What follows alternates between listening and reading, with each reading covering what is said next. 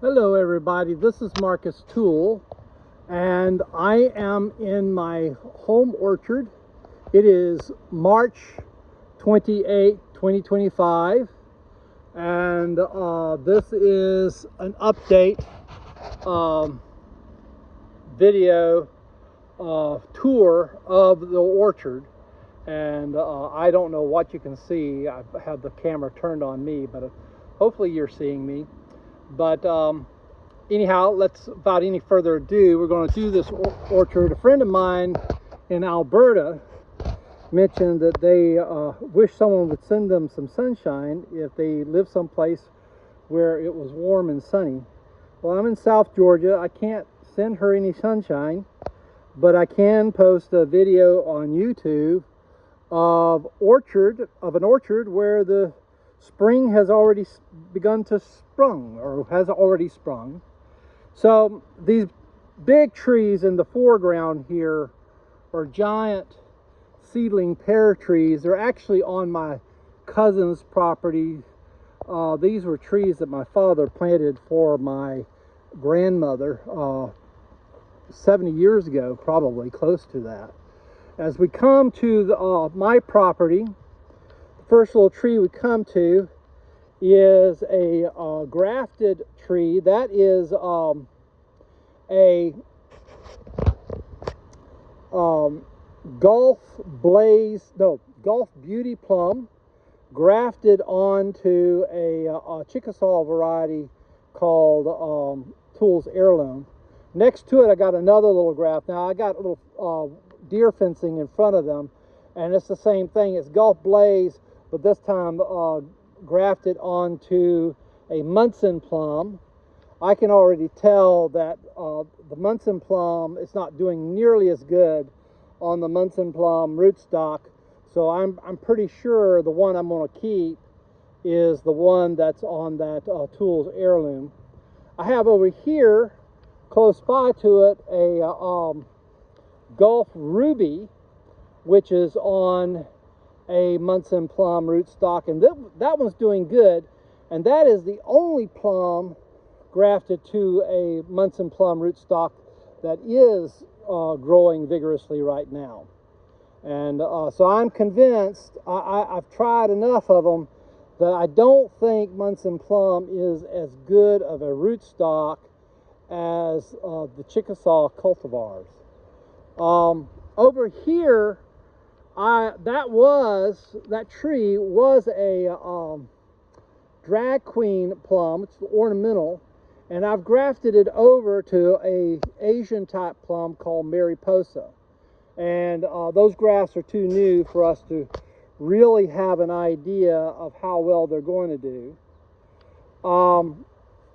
Here I have two little Ruby Queen grafts grafted onto Mariana, and they are growing slowly. I tried grafting it in the front yard to NC McKibben, but that does not seem to be working, and that's the only strain I've ever grafted to NC McKibben that didn't work. But it's doing better. It's not, I would say they're breaking any speed records in growth, but they're doing better on the Munson, on the Mariana rootstock. I have another little plum over here. It's hard to see it from the weeds, but it's that is another Mariposa graft, and it is on a Mariana rootstock. And I can tell you, Mariposa is doing way better on all the rootstocks that I put it on than the Ruby Queen has done. I'm not sure if Ruby Queen is going to work here. We'll see. This is another Mariposa. I made that graft later. That's why it's not as far as long as the others. And then I have a sizable young tree. This is a year-old tree. Believe it or not, it's really big for a year-old tree. And it's got a fair number of plums in it.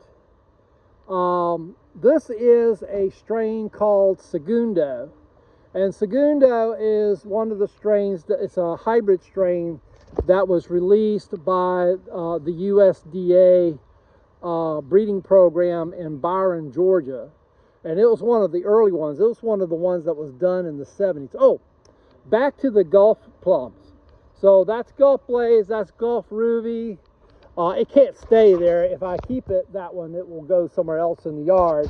I have some Gulf Rubies grafted onto Tools Heirloom over here that are growing a little bit faster. And somewhere in here, I'm gonna keep a tree, and that will be the Gulf Ruby spot. I got a Gulf Blaze over here. I got two of them that are grafted onto, actually they're grafted onto Ruby Sweet, which in turn is grafted onto one's grafted onto a Tools Heirloom, and the other is grafted onto a actually it's a seedling of Robusto. And then I got another Gulf Blaze here grafted onto Miss Bessie Chickasaw plum, and they're all doing well. And I might keep all three trees, but they won't all be able to stay in the spot. They're going to have to be moved to other parts of the orchard if I keep them all. Over here I have this is a plum strain called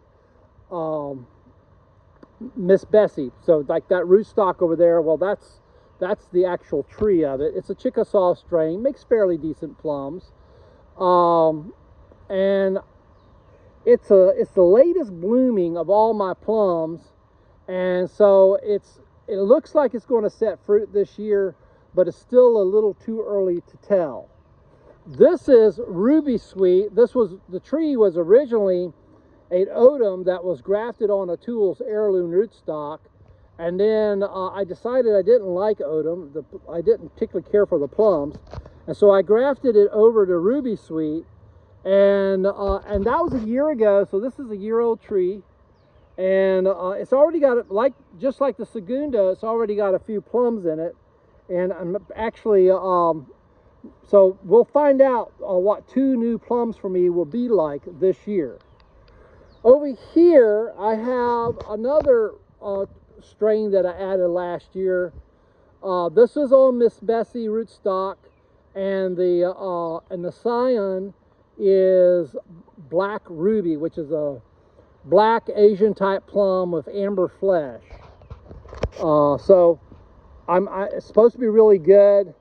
The Ruby Sweet is a red plum with red flesh. Talking about the Gulf series plums, Gulf Beauty is a sort of a black purplish plum with amber flesh.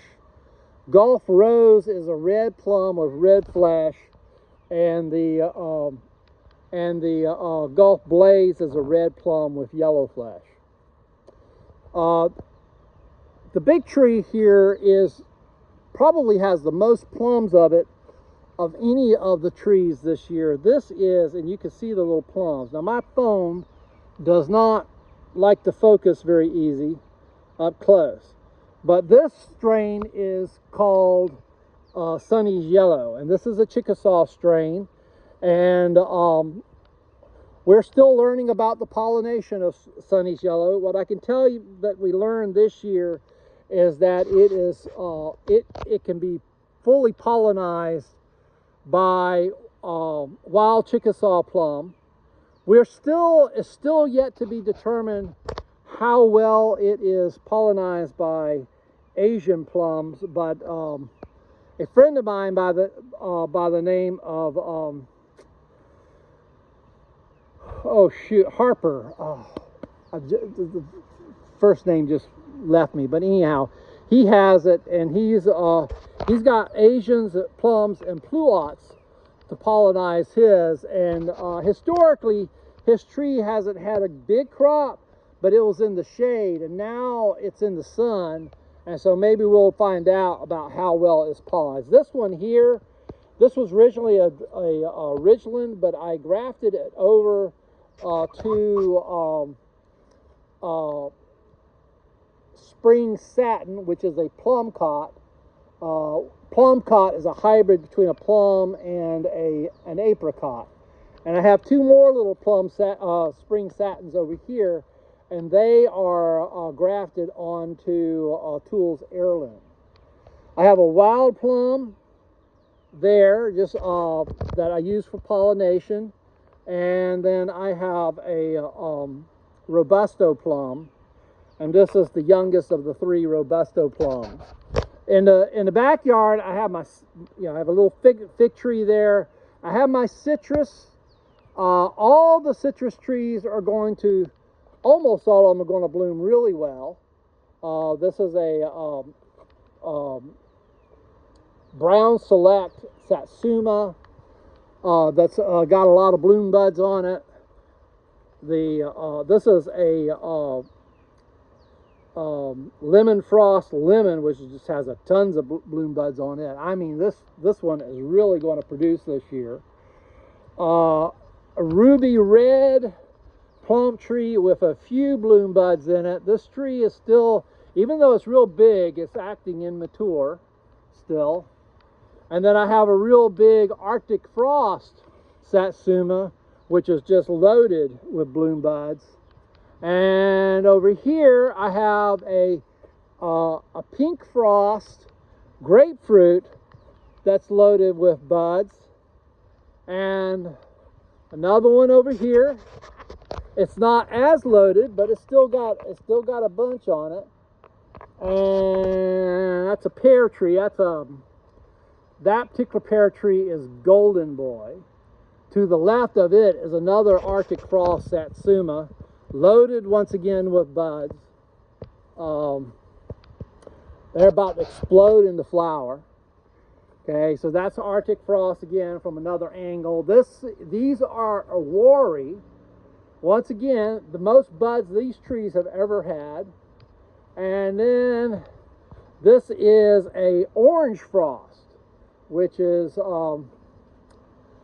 it makes a little bigger Satsuma than the Arctic Frost, but not as big as the Wari. And then we got another Brown Select that's got bloom buds on it. So this looks like the citrus are going to do really well. This Golden Boy, I tell you, Golden Boy pear is not fire blight resistant. It's got a fair crop on it. It's got the best crop this tree has had in years. And so I'm hoping it'll do good, but I had to spray it down with streptomycin to fight the fire blight, and I still have had to cut a fair amount of blighted branches out of it. So that strain, I'm telling you, more and more experience I get with, the less convinced I am that that's a fire blight resistant enough strain for the Deep South. These are blueberries, the rabbit eye blueberries. They're just about finished blooming. Camellia bush about finished blooming. This is Tools Heirloom. This is the actual plum tree. I keep mentioning it as rootstock, and it makes a great rootstock, and it suckers readily. So it makes a lot of free rootstock for me, and it makes a really nice plum as well, and it has a fairly, I don't know how well you can see it. I'm losing daylight pretty quickly, and of course, the lower the light gets, the harder it is to get my phone to focus on something that's up close. But you kind of see the plums. Got a fair number of them on it. This is the little one here is a wild plum. Little pear tree here is an Asian type pear called Korean Giant. This little plum tree is a yellow hybrid pear, once again from the Byron breeding program. That one's called Byron Gold. Big plum here, I believe, is a Methley. And the rootstock that it's on is the Mariana. That's my source of the Mariana rootstock. So what you can tell from this tree is that Mariana rootstock will tend to want to make a really big tree. Put a big, it's a robust growing one.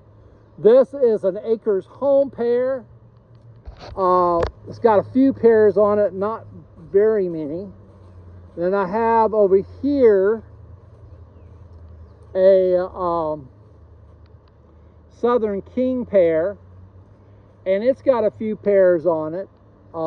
It's, you know, it had more last year, but it has some.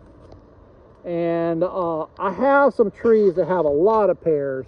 So for instance, I'm not going to have any lack of, I mean, I'm going to have plenty of pears this year. This is Southern Bartlett, and I had to thin the pears off of this tree pretty extensively. So this tree is going to have a big crop. It's going to have a pretty good crop on Tennessee coming along. Another tree I had to do a lot of thinning on is the over here near the house. So kind of get oriented you a little bit. Over there in the distance is the Golden Boy, and then this one closer up is Baldwin. Now Baldwin is an old variety that the seed that resulted in the Baldwin plum was planted by a cook at the Baldwin Hotel in Mobile, Alabama. They had received a shipment of LeConte pears, and LeConte is the oldest pear that has good fruit quality, does well in the South. And in fact, I'm going to show you a LeConte pear tree in a bit. And anyhow, that cook, they received a shipment of pears, which they served in the restaurant in 1860, which was the year that the Civil War started. And he took the pear seeds home with him and planted them, and the Baldwin pear resulted from one of those seeds. This is the variety that is. This is another Robusto tree. It's got a nice load of plums on it. This is a Ridgeland tree.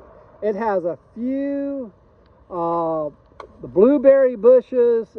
This one here is just about finished, and it's covered in little berries. The huckleberry bushes are going to ripen any day now. They usually start ripening in April and continuing ripening through the May. And I have an enormous crop. The only problem is that catbirds will come through and decimate the crop some years.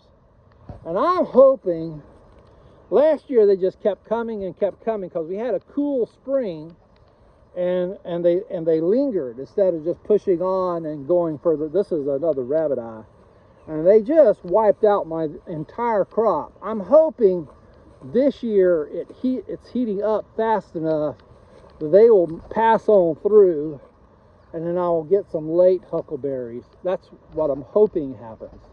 Because as long as catbirds are around, you aren't getting any ripe huckleberries. I can tell you that. They're going to get them all. So we're walking through the huckleberries. I mean, a huge crop. And I like them better than the cultivated blueberries myself. So I'm really hoping I get some this year. I need to replenish them. This is another Byron Gold plum. And over here we have this is a Savannah pear, which hasn't produced yet. Still young. This is a Tennessee pear, and it's got a bunch of pears in it. That's one of the earliest ripening. It is the earliest ripening of the Asian type pears. And the Southern Bartlett's really early too. I'm not sure which one's going to ripen first. I think this is the first year they're ripening pears together. So Southern Bartlett tends to be kind of an every other year kind of tree. This little tree here is another Mariposa, and that one's really just taken off. And this is where I'm going to want to keep it. Earlier I mentioned the LeConte pear. And this is an old historic variety. And this was the first of the of the really good soft type European type pears that would do good in our climate. And it has an okay crop, not an enormous crop on it, but plenty for my purposes anyway. There's one. And if it doesn't overcrop, the quality of the fruit's way better. And most of them are up in kind of the top of the tree. But this variety was thought to have been a sand pear seedling. Captain John LeConte was released from the military. He fought in the Mexican-American War, was released from the military in Philadelphia in 1850, and he bought what he thought was a sand pear, and it turned out to be this hybrid. And he took it to the LeConte plantation, and the tree produced very high quality pears that are similar to the Bartlett pear. And you know, it was growing on the LeConte plantation in Liberty County, Georgia, and it was so good that they actually created an orchard around it and sold the pears to New York. Got $5 a bushel for them, which back in the 1880s was a really high price. This tree here is another of the Robusto plums, and got some suckers to it underneath, which I'll eventually use as rootstock or sell. Got a Shiro over here, and this is a graft of not Robusto, but the rootstock is actually NC McKibben, and this is a Ruby Queen on NC McKibben, and this over here is a Ruby Queen on NC McKibben that failed. Last tree before we'll call it quits for today is we got another black ruby, and this one is on NC McKibben. And I had to cut it way back because that string wants to be very vertical, and